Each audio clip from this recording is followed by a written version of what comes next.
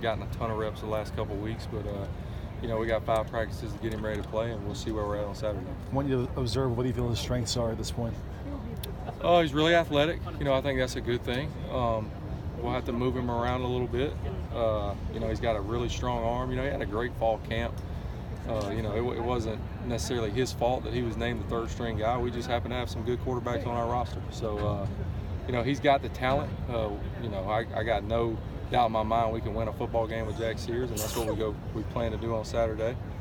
I don't think the plan's going to change a whole lot. We're obviously going to utilize his legs and utilize his strengths, and his legs are one of those. What's JT's status at this point? You'd have to ask Coach. I'm not sure. How has Jack progressed since Spokane? Well, like I said, he doesn't get a ton of reps being the third string guy. Usually that's about a 10 to 15% deal. So I haven't seen a ton of him.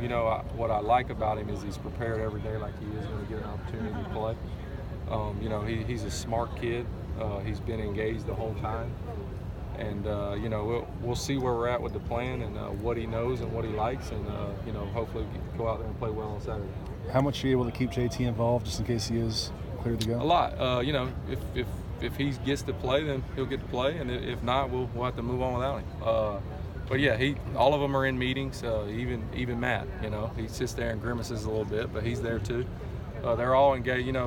The one thing you love about all 3 of them is they love ball, and they choose to be in there on their own.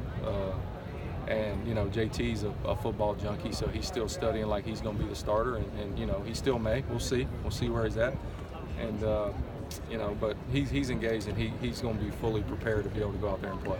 What would be your confidence level with JT if he doesn't practice at all this week, being able to play? That's not an ideal situation, obviously. I think he's had a good,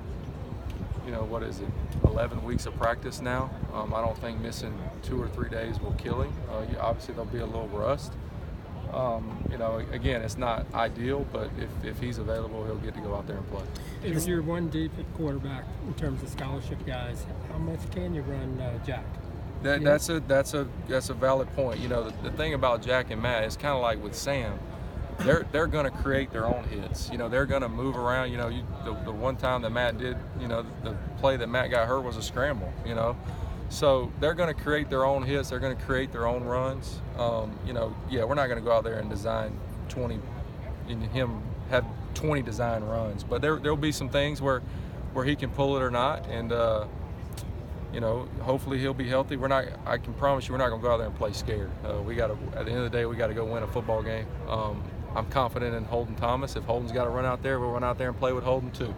So we got a lot of good players around him, and we'll see where we're at on Saturday. But the threat of Jack running in a spread offense, how much of that could actually benefit the offense in terms of forcing the defensive line and now have to factor in a quarterback that can... Yeah, it gives you a different element offensively. I think protection-wise up front, I think it helps too that he can escape and go buy some time and maybe make a play that's not on schedule. JT's really good, but right now that wouldn't be one of his strengths. With Matt and Jack, that is a strength that they have. It would put some stress on the defense, and obviously them not seeing any of that stuff on film from us would probably be hard for them to determine what we're going to do.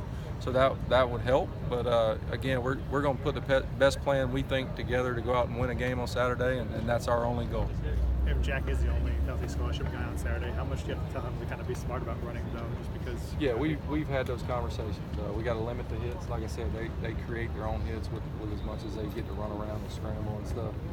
He's got to be smart. You got to run out of bounds when you can. You got to get down and. You try to limit those as much as you can. But at the end of the day, football is a violent game. You're going to get hit. It's going to happen. If you can, hop your butt up and let's go play another play. Clay said you guys would use a simplified game plan just for Jack. What's been the process of kind of deciding what goes in, what doesn't? Going back and seeing what he's good at. Going back and watching fall camp and stuff and kind of seeing what he really excelled in.